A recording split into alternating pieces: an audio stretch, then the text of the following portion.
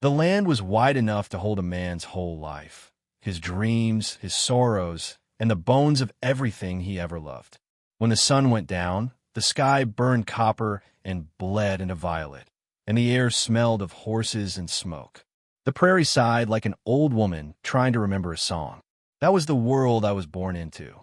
That was the world of Elias Boone, the last honest rancher in a valley that had forgotten what decency sounded like.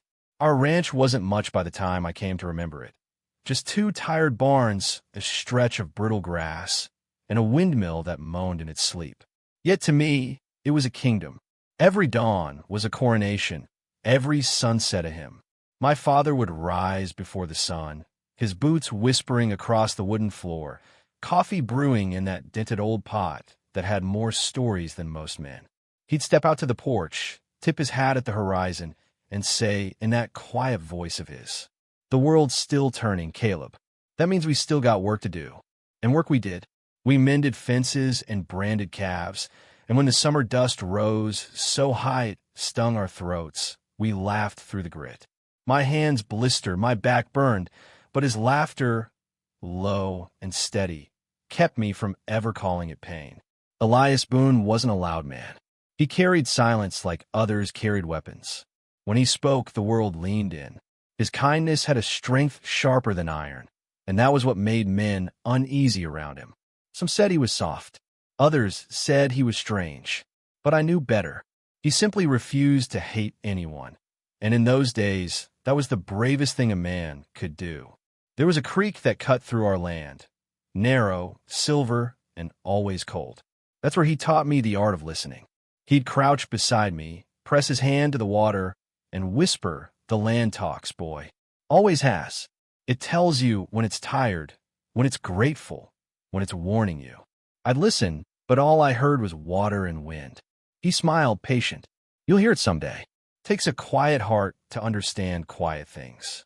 Sometimes, when the chores were done and the sky went purple, he'd sit with his guitar on the porch. The old wood creaked beneath his boots, and the tune he played had no name, just a rhythm of memory, a lullaby for ghosts.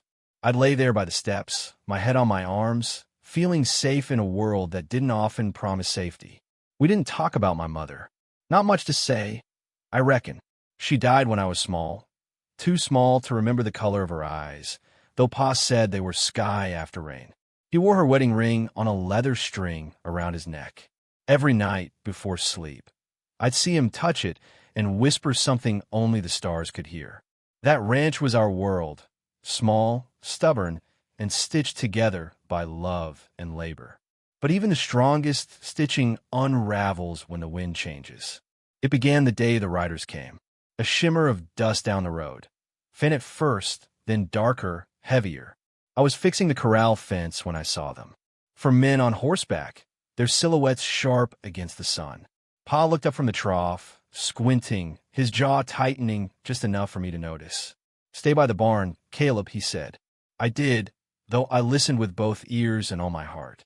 The riders drew close. The McCreary brothers, Sheriff Dalton, and another man I didn't know.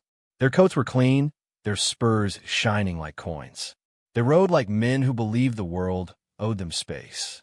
Sheriff Dalton spat in the dust and said something I couldn't catch. Pa's voice came back low, steady, calm. Then a laugh, sharp, mocking, from one of the McCrearys. I saw Dalton gesture toward our house, toward the Apache blanket that hung over our doorway, my mother's old gift from a trading fair, though the sheriff likely thought different. Then Dalton said it loud enough for me to hear. "People been talking, Boone. They say you got yourself friendly with the Red Devils again. Say you're feeding him, maybe hiding him." Pa didn't raise his voice, didn't cuss, didn't flinch. He just said, "I feed whoever's hungry. Ain't never asked what color their skin was when they're starving."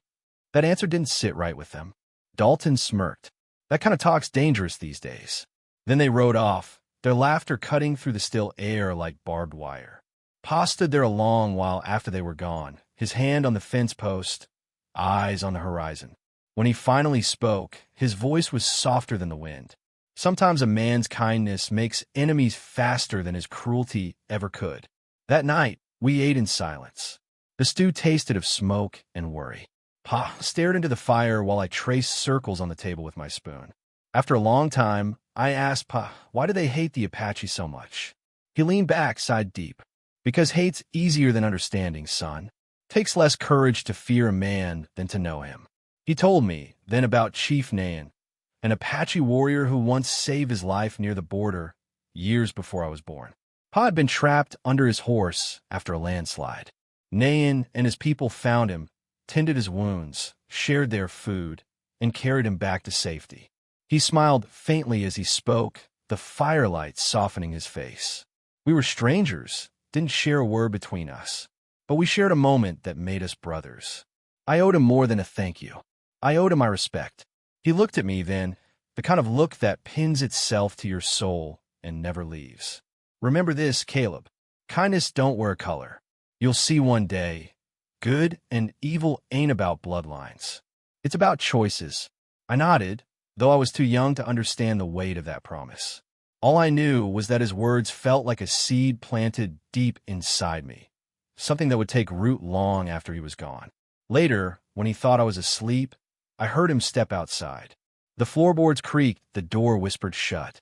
Through the window, I saw him standing in the moonlight, tall, still, and solemn, like he was listening to the earth breathe. The wind was rising, carrying a strange restlessness, a smell of storm and dust, and something unseen. He raised his face to the night sky, his hand resting on the old rifle hanging by the doorframe. For the first time, I saw something in his eyes that wasn't peace.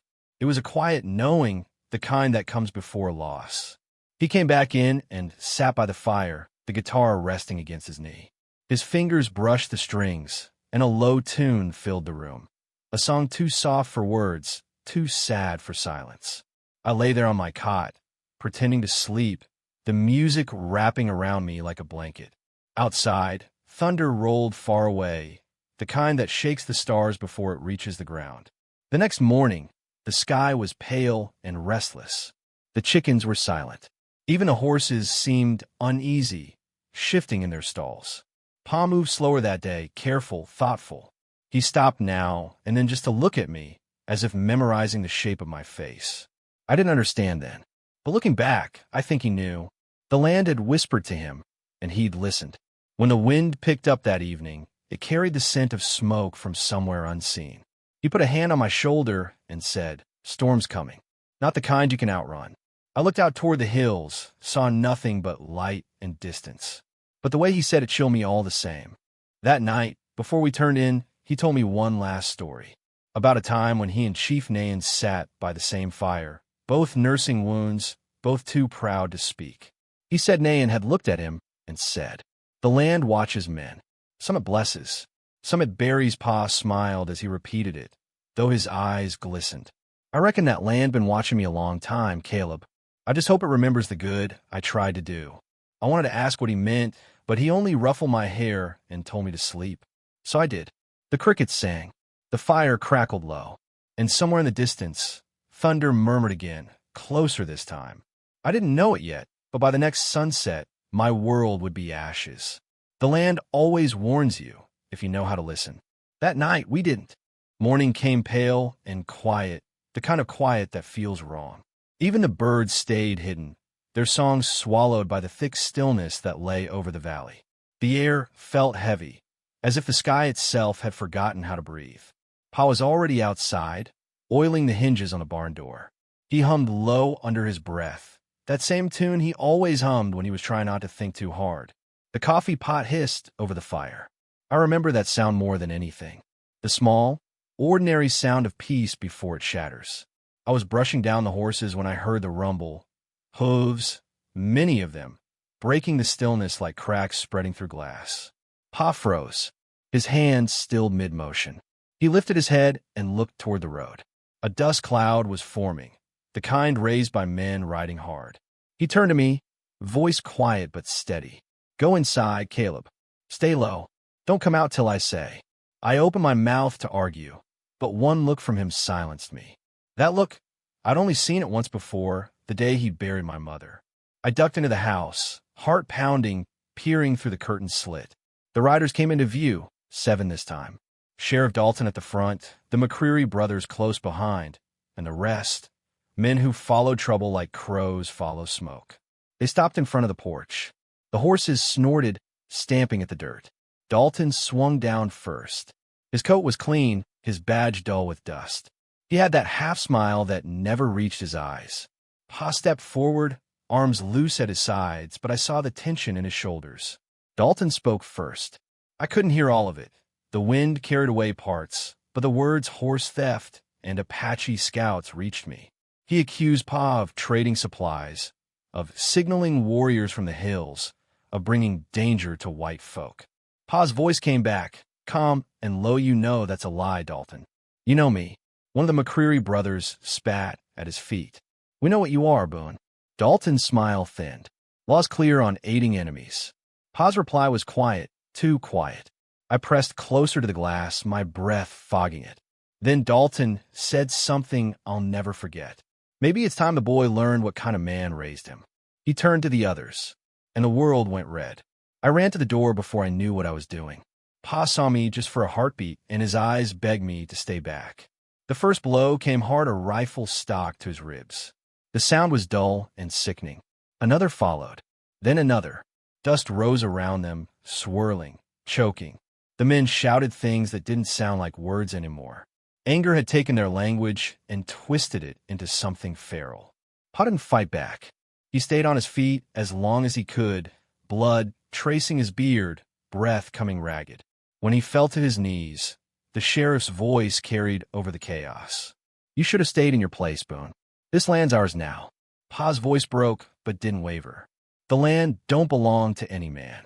The McCreary brothers dragged him through the dirt, shouting, laughing, drunk on cruelty. One of them looked toward the window and saw me watching. His grin widened.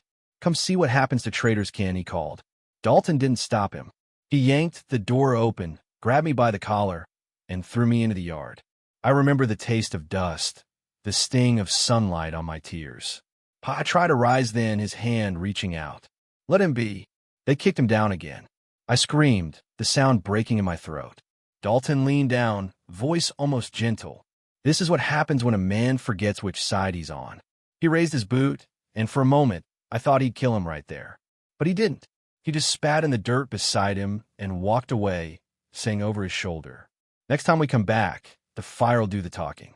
The men mounted their horses. The dust swallowed them. Their laughter lingered long after they were gone. I crawled to my father's side. The world felt too still, as if holding its breath.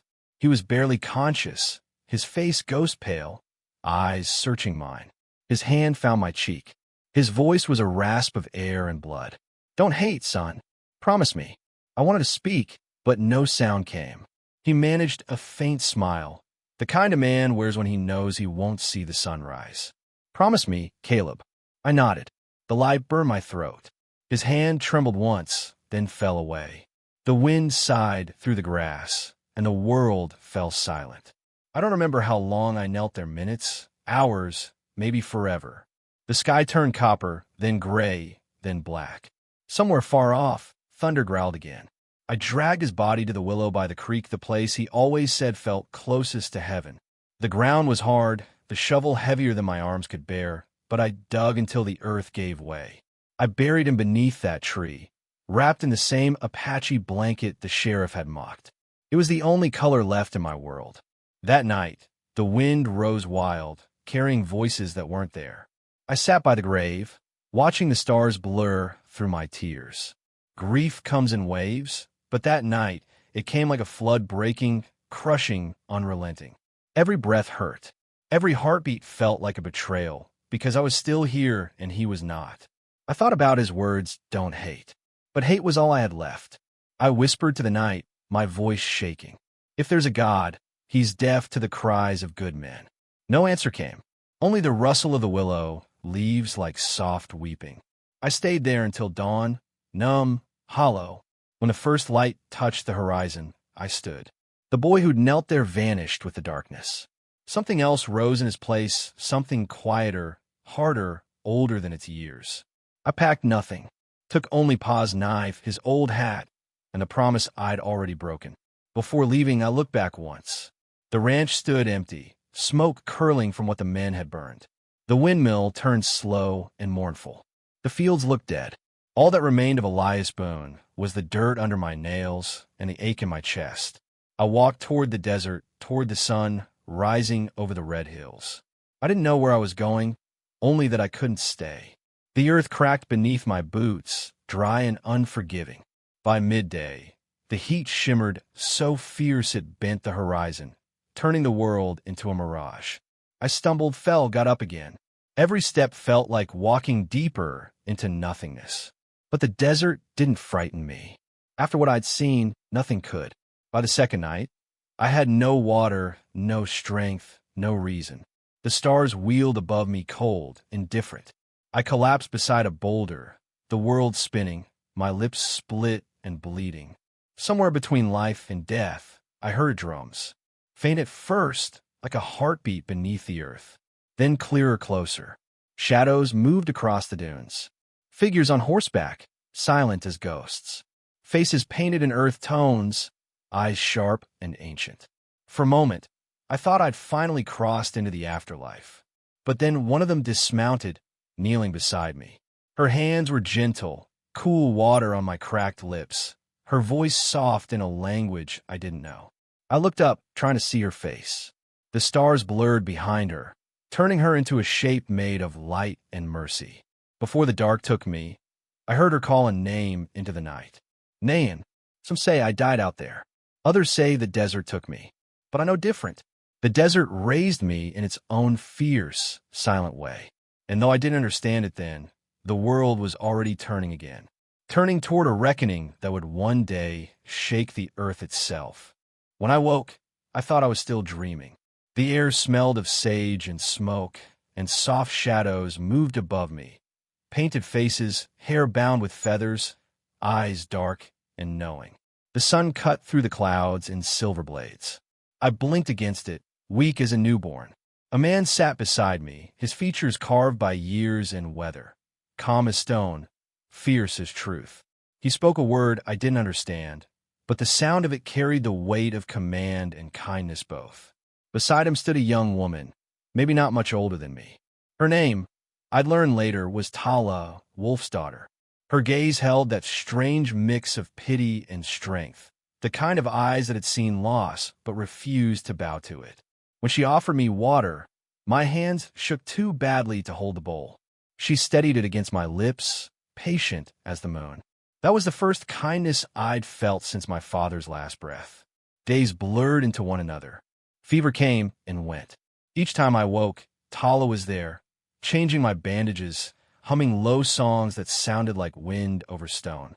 Sometimes the old man sat across from me, watching in silence. He carried authority not by force, but by presence, a quiet that filled the room like prayer. When I was finally strong enough to speak, he told me his name. Chief Nayan, the same man my father had once spoken of by the fire, the man who'd saved him long ago. When he heard my family name, Boone, something changed his eyes. A spark of recognition, sorrow, and strange affection. He said slowly, in rough English, Elias Boone, good man, gave me bread, saved my child. I didn't know what to say. The memory of my father's voice, kindness don't wear a color, son, came back like a whisper through time. For the first time since his death, I didn't feel alone. Their camp was nestled in a valley of red cliffs and mesquite trees, where the wind sang through narrow canyons. The Apache people there lived in quiet rhythm with the land. No fences, no clocks, only sun and shadow marking the hours. At first, I was a stranger. They spoke softly around me, cautious, curious. I felt their eyes follow me when I passed. A white boy, half-starved, carrying ghosts on his back. But Tala never treated me like a stranger. She showed me where the river pooled after rain, where the herbs grew that cooled fever, how to read tracks in dust like words on parchment. Her patience was the kind that humbles pride. I wanted to repay their kindness, but I had nothing to give except work. And so I worked. I mended saddles, fetched water, gathered firewood until my arms trembled. No one asked it of me, yet it felt right, as though labor could wash away sorrow. Chief Nayan watched from afar, measuring my will, my silence. One night, he motioned for me to sit by the fire. He said, "You carry two fathers now. One gave you blood, one gave you fire. Both will ask something of you. You must choose which you will obey." I asked him what he meant, but he only smiled, eyes reflecting the flames. "The land will tell you when it's time." Seasons turned. The desert taught me everything school books never could: how to walk without leaving sound, how to find water in dry wind, how to listen with more than ears. Pain was still there, but it softened, like stone polished smooth by time. The people began to accept me. They gave me a name, Sahani, the boy who came from silence. It fit. Under Chief Nayan's guidance, I learned to ride bareback, to track the path of deer, to sit still until I could feel the world breathing around me.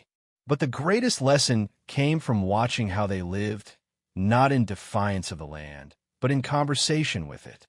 They believed everything had spirit: rock, water, wind, memory. I began to wonder if my father's soul rode somewhere among them, hidden in the breeze that touched my cheek or the coyote's howl that broke the night. Sometimes I'd walk alone at dusk to the high ridge, looking out toward the valley where our ranch once stood. The land was the same, but I was not. I whispered to the horizon, "I'm still here, Pa. I ain't forgot." The desert didn't answer, but somehow I knew it heard. Tala became my anchor. We never spoke of love, not the way white folks do, but our connection was something deeper, something that didn't need words. She laughed rarely, but when she did, it felt like sunlight after long rain. We shared silence more than speech, two souls stitched by shared loss. One evening, after a long hunt, we sat by the river. She asked me, "Why do your people hate so much?" I didn't know how to answer. I thought for a long time before saying, "Because we were taught to take what we fear before it takes us." She nodded slowly. "Fear is a child that never grows old." Her words lingered in me, echoing with my father's. Kindness, fear, courage, all of them were choices, not bloodlines. Years passed. I grew tall, lean, and brown as the desert itself. The boy who buried his father had become a man, one of two worlds, belonging fully to neither, yet somehow to both.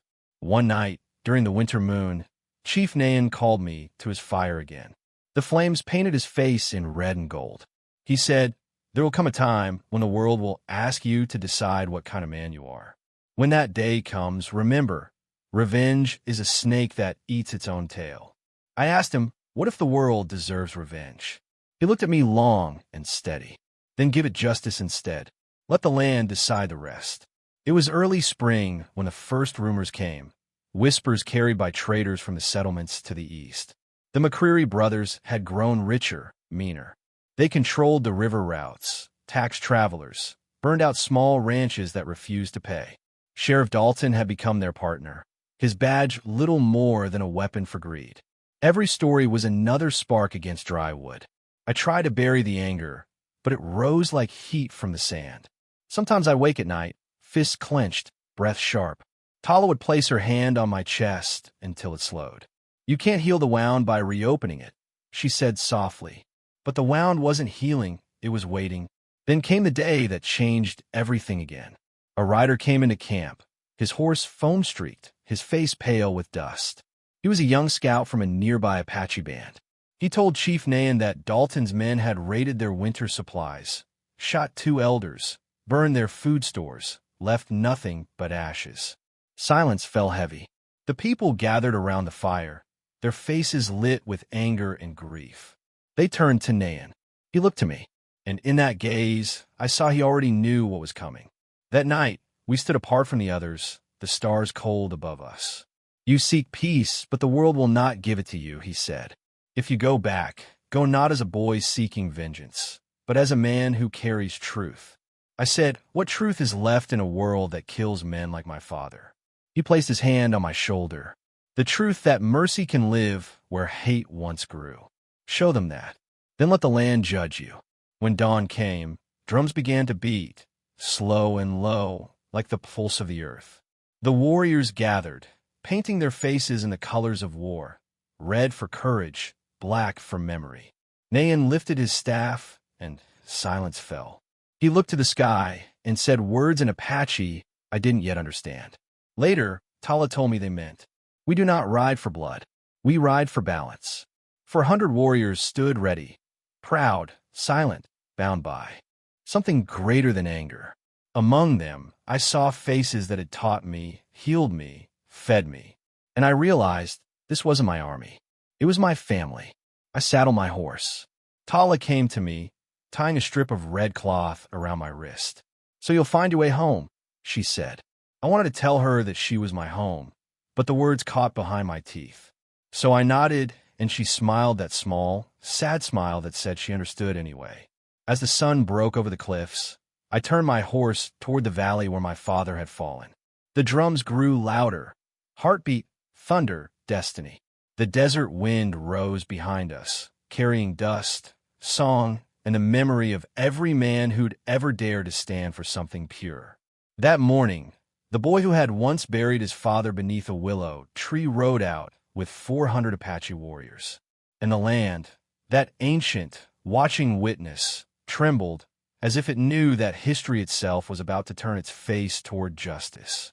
The desert was quiet when we began to ride. 400 horses moved as one body, the earth shuddering beneath their hooves, not in fury, but in purpose. The sky hung heavy with clouds that looked like bruises. Even the wind seemed to hold its breath. I rode near the front, the red cloth Tala had tied around my wrist fluttering like a heartbeat against the reins. Chief Nayan was beside me, his hair white against the storm-dark horizon. He said nothing. He didn't need to. The land already knew our story. By midday, we reached the valley that had once been my home. The fences were gone now, the ranch house burned to bones. Only the old willow tree still stood, bare and defiant, its branches reaching for ghosts. I dismounted, touching the charred post where our gate once hung. The smell of smoke still lingered, faint and cruel. In the dirt, I saw traces of new wagon wheels Dalton's men had been through recently. When I stood, the world felt smaller somehow, like time itself was folding, bringing me back to the boy I'd been the day they beat my father. But that boy was gone. I turned to the warriors behind me. Their faces were painted, their eyes steady. Men and women ready to fight, not for revenge, but for the memory of peace stolen too long. Chief Nayan raised his staff. He said softly, in Apache, words I could only half understand. Tala had once translated them for me. The sun will bear witness. The land will remember who stood with honor. Then, with a single gesture, we rode. Dalton's outpost sat by the river, a crooked cluster of cabins and stables surrounded by rough fences and pride. McCreary's flag hung from the main building, torn but still waving like a taunt. From afar, it looked small, almost fragile. Up close, it reeked of arrogance. The first gunshot cracked the air before we even reached the gate. A lookout had seen us. The echo rolled through the hills like thunder. The Apache line fanned out wide, circling, moving like water. No panic, no chaos, just purpose. Dalton's men scrambled from their posts, shouting orders, their boots clattering on wood. I didn't fire. Not yet. My hands trembled around the rifle my father had once cleaned by lamplight. I could almost hear his voice. Only draw when the cause is worth the scar. And this was worth every scar I'd ever bear. The fight didn't last long. Dalton's men were drunk on power, but starved of discipline. The Apache fought with grace, every movement precise, silent, bound by unspoken rhythm. Dust and smoke turned the air to twilight. I saw McCreary, the older one, trying to flee toward the barn. For a moment, I was just a boy again, running after the echo of cruelty, the sound of my father's body hitting dirt. I caught him near the water trough. He spun, pistol shaking in his hand. His eyes, pale, empty, found mine, and I saw a recognition twist his face. "You," he started, but the word died with the click of his hammer misfiring. Fate had already spoken. I struck him down, not with the gun, but with the rifles, but once hard enough to drop him. He fell into the mud, the same way my father had once fallen. But I didn't raise the gun again. I looked at him, this man who'd lived off fear, who'd laughed while others bled. And I saw not a monster, but something smaller, a coward born of hunger and hate. The temptation to finish it clawed at me like fire. But Chief Nayan's voice echoed through my memory. Revenge is a snake that eats its own tail. So I turned away. Behind me, the battle quieted. Dalton had been captured, his badge torn from his chest and thrown into the river. The remaining men dropped their weapons, faces pale beneath the dust. The war was over before the sun reached its peak. We buried the fallen, both Apache and white, beneath the same ground. Chief Nayan said the land doesn't care for skin or tongue. It remembers only the truth in a man's heart. When the last grave was covered, I knelt by the willow and pressed my hand to the soil where my father rested. It was warm, alive. "It's done, Pa," I whispered. Justice found its way, just like you said it would. The wind stirred the branches, and for a moment I could swear I felt his hand in the breeze. Not proud, not sorrowful, just peaceful. Weeks passed. The settlers came back, cautious and weary, but the violence didn't return. Dalton and the McCrearys were sent east to stand trial. Few believed they'd hang. The law had its own ways of protecting the cruel, but it didn't matter. Their power was broken. The Apache returned to their valley, and I with them for a time. I helped rebuild what had been lost: fences, homes, trust. Tala and I spent long evenings by the fire. Sometimes we spoke of what was, sometimes of what might be. Once, she asked if I'd ever go back to the White Towns. I told her the truth. I don't belong there anymore. But I'll carry both worlds in me, the one that made me and the one that saved me. She smiled, brushing ash from my sleeve. "Then you are whole," she said. "And whole men do not need revenge. They build." The years stretched quietly after that. The valley bloomed again, mesquite and cottonwood whispering over the river, children's laughter echoing where gunfire once ruled. Time softened the edges of memory. I built a small ranch by the river with help from the Apache, and there, beneath the same sky my father once watched, I found peace. Not the kind that erases pain, but the kind that grows from it. Sometimes at dusk, Tala and I would ride to the ridge and watch the horizon burn gold. She'd rest her head against my shoulder, and I'd think how strange it was that a story born of blood could end in such quiet grace. Now, when the nights grow long and the fire burns low, I tell this story to whoever still listens. Not for glory, not for vengeance, but because the land deserves remembrance, the land that watched a boy fall and rise again, carried by the spirit of those who chose mercy over hate. If you listen closely, you can still hear the echo of that ride. 400 hooves pounding through dust and dawn, a song of justice carried by wind. And maybe that's what my father meant all along. That courage isn't the fire in your hand, but the calm in your heart when the world gives you every reason to burn. And so, friends, if you've ridden this far with me, thank you. The West ain't just a place of guns and dust. It's a mirror of the soul. It reminds us that mercy can be the bravest kind of justice, and that even after the cruelest storm, a man or a people can still choose to build instead of break. Tell me where you're listening from tonight. Out by the prairies? The mountains? Maybe a quiet little town with wind in the pines? Wherever you are, tip your hat to the past, hold your heart steady, and remember, every soul deserves a second sunrise.